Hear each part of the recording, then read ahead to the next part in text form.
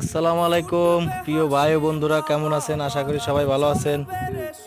যারা 3-4 লাখ টাকা খরচ করে ওমানে আসতে চাইতেছেন তারা দেখেন, এই যে এসে এরকম রড বাঁধতে হবে, যে বড়শি দিয়ে রড বাঁধতে হবে। এটা কিন্তু আপডেট দুনিয়া এখন। বিদেশের কাজে যে বড়শি দিয়ে বাঁধতে হবে আপনার, বড়শি দিয়ে যদি বাঁধতে পারেন তাহলে আপনি বিদেশে আপনি ভাত পাবেন, আর যদি না বাঁধতে পারেন তাহলে আপনার কপালে ভাত নাই। এরকম বড়শি দিয়ে বাঁধতে হবে, রড বাঁধতে হবে, তাও এরকম মরুভূমির ভিতরে কোনো লোকজন নাই, বাড়িঘর নাই। এই যে আমার আরেক বড় ভাই আছে, কিন্তু এখন ফোরম্যান দায়িত্ব পাইছে। না এটা টাকাতের বংশধর, এটা মুখ টুক দেয়া যায় না।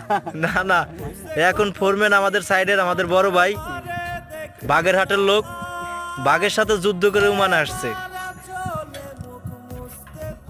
আর এলো কিশোরগঞ্জের লোক, সে কিশোর কিশোরী মাইরে চলে আইছে।